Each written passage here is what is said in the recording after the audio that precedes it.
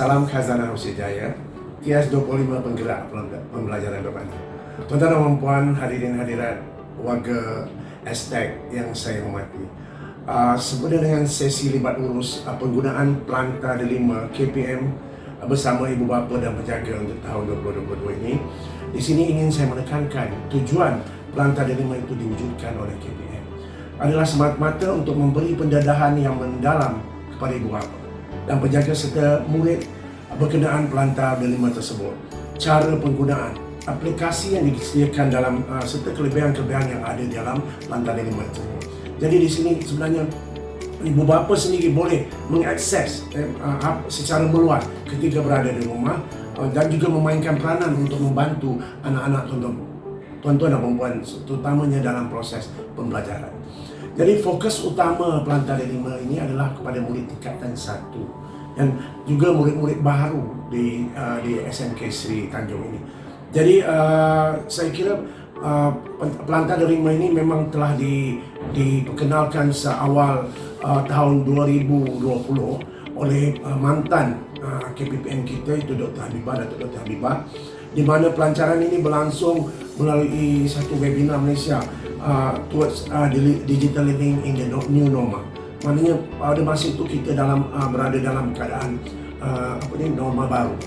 Jadi Planta Delima ini juga berkolaboratif dengan Google Classroom, Microsoft dan juga Apple Learning Center. Jadi saya juga berharapkan ibu bapa jangan melepaskan peluang dan sentiasa memantau aktiviti anak-anak, terutama dalam penggunaan gadget-gadget sekarang ini, di mana ada keistimewaan atau ada kelebihan yang kita tak bolehi daripada apabila kita melayari Planta Delima. Sekian dari saya. Assalamualaikum warahmatullahi wabarakatuh. Bismillahirrahmanirrahim. Assalamualaikum warahmatullahi wabarakatuh dan salam sejahtera. Salam Melaka Maju Jaya, rakyat bahagia menggamit dunia. Salam Jabatan Pendidikan Negeri Melaka, pendidikan berkualiti, insan terdidik negara sejahtera. Salam Aztec kita, uphold the vision, believe in progress. Salam Khazanah Usia Jaya, TS 25 penggerak pembelajaran bermakna. Hashtag Aztec jenama kerajaan nombor 1. Jadi pertamanya saya mengucapkan ribuan terima kasih kepada murid-murid juga ibu bapa khususnya yang bersama-sama dalam sesi libat urus penggunaan Planta Delima KPM bersama ibu bapa penjaga bagi sesi 2022. Sebenarnya sesi libat urus penggunaan Planta Delima kali ini kita khususkan kepada para pelajar tingkatan 1 SMK Sri Tanjung, juga pelajar-pelajar yang baru berpindah ke SMK Sri Tanjung, juga amnya kepada seluruh warga Aztec kita. Jadi saya Cikgu Farawati binti Mustafa, merupakan guru admin di 5 sekolah, akan menerangkan serba sedikit berkaitan dengan apa itu Planta Delima serta kelebihan-kelebihan juga aplikasi-aplikasi yang terdapat di dalam Planta Delima. Jadi sebelum saya teruskan penerangan saya, bagi pelajar-pelajar tingkatan 1 yang masih belum dapat ID Delima masing-masing, ataupun untuk ibu bapa yang ingin mengetahui ID Delima anak masing-masing, boleh rujuk kepada laman semakan ID Delima, tiny URL carian ID MOE murid. Boleh type alamat ini ataupun boleh klik pada link yang telah diberikan dalam grup kelas. Jadi dalam laman ini para pelajar boleh mendapatkan ID MOE masing-masing berserta dengan password dengan memasukkan nombor kad pengenalan tanpa sengkang pada ruangan nombor KP.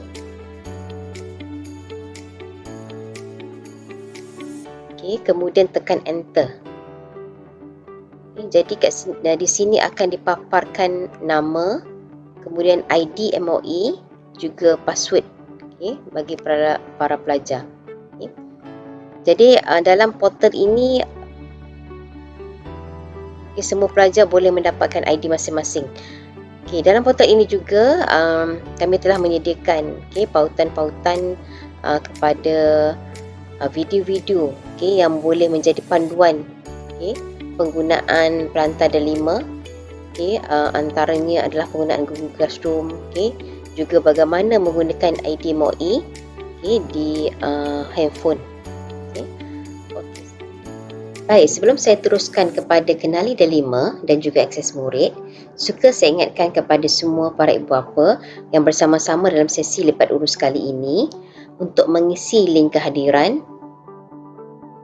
dengan menaip alamat yang diberikan bit.ly/libatd5, dan perlu diingatkan juga para ibu bapa perlu login menggunakan ID MOE murid bagi mendapatkan akses link kehadiran. Baik, ini merupakan paparan link kehadiran bagi ibu bapa, yang mana ibu bapa perlu memilih nama sekolah, kemudian tekan next, dan seterusnya perlu mengisi maklumat-maklumat yang dikehendaki, dan kemudian tekan submit. Jadi diharap semua ibu bapa yang bersama-sama dalam lipat urus agar dapat mengisi borang kehadiran selepas sesi lipat urus ini. Baik, seterusnya kita akan terus kepada kenali D5. Jadi apa itu D5? D5 merupakan satu pelantar pembelajaran secara digital yang telah disediakan oleh pihak KPM, yang mana ianya mengupaya semua sekolah di bawah KPM menjadi sebahagian ekosistem pembelajaran digital mulai tahun 2019. Portal D5 ini juga boleh diakses merantasi semua sekolah dan tahap dengan hanya penggunaan satu ID sahaja. Bermaksud, para pelajar dari sekolah rendah akan terus menggunakan ID yang sama sehingga sekolah menengah dan seterusnya boleh digunakan pakai di matrikulasi. Portal D5 juga merupakan satu gerbang kepada pelbagai kandungan yang dibangun oleh guru dan murid seluruh negara. Dan terusnya nanti kita akan lihat kandungan-kandungan yang telah disediakan di dalam portal D5 ini yang menjadi satu panduan kepada semua guru dan murid untuk mengakses semua bahan-bahan pembelajaran. Baik, paparan seterusnya ini adalah merupakan sebahagian daripada kelebihan-kelebihan portal D5. Antaranya adalah akses ke kelas secara atas talian.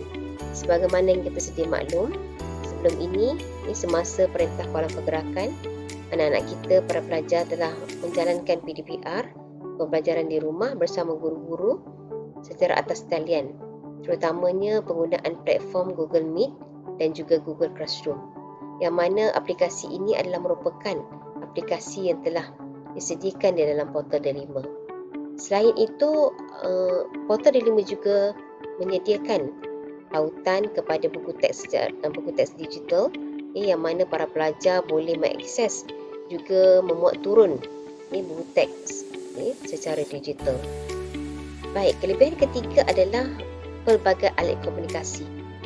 Bermaksud, portal D5 ini boleh diakses menggunakan pelbagai jenis peralatan komunikasi, sama ada menggunakan laptop, komputer, handphone dan sebagainya. Seterusnya adalah ID yang sama yang digunakan dari sekolah rendah, sekolah menengah hingga ke matrikulasi. Jadi diharap semua para pelajar dapat mengingat ID MOE masing-masing. Baik, seterusnya adalah dapat berkongsi dan memuat turun pelbagai bahan-bahan pembelajaran. Jadi pengguna-pengguna portal D5, terutamanya para pelajar, boleh memuat turun pelbagai bentuk bahan pembelajaran, sama ada dalam bentuk nota, video, soalan-soalan dan sebagainya. Dan yang seterusnya adalah pautan kepada aplikasi-aplikasi di bawah Google dan juga Microsoft. Baik, ini merupakan paparan pertama apabila pengguna membuka laman portal.moe.dl.edu.my, yang mana para pengguna perlu klik pada log masuk dan seterusnya perlu masukkan ID. Ini merupakan antara menu yang disediakan. Bagi murid, perlu klik kepada menu murid, dan seterusnya paparan ini akan dapat dilihat oleh pelajar. Sebagai contoh, pautan kepada buku teks digital, aktiviti, aplikasi dan sebagainya. Ini merupakan contoh pautan bagi buku teks digital. Seterusnya adalah bagi menu aktiviti. Ini adalah antara aktiviti-aktiviti yang disediakan. Dan seterusnya aplikasi Google. Dan ini merupakan aplikasi-aplikasi Microsoft yang mana telah disediakan adalah Microsoft Office 365, yang mana para pelajar boleh menggunakan secara atas talian ataupun penggunaan Office secara online. Dan ini merupakan aplikasi-aplikasi lain yang mana mungkin antaranya telah digunakan oleh para pelajar. Ini merupakan paparan Google Classroom, platform pembelajaran bersama dengan guru.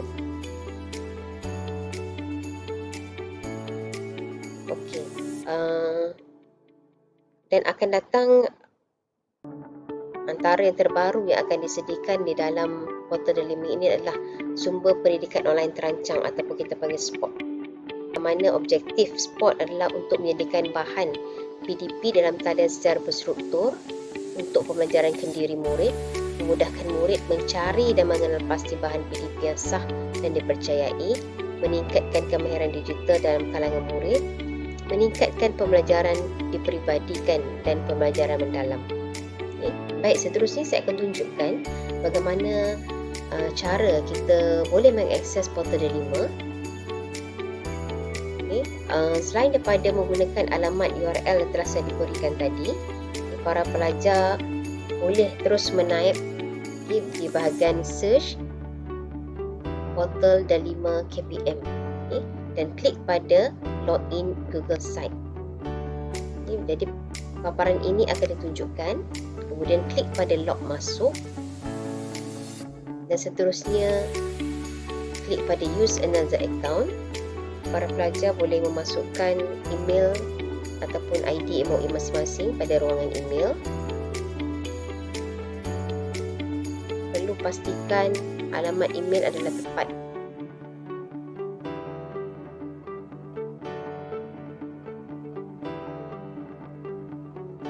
Kemudian klik next.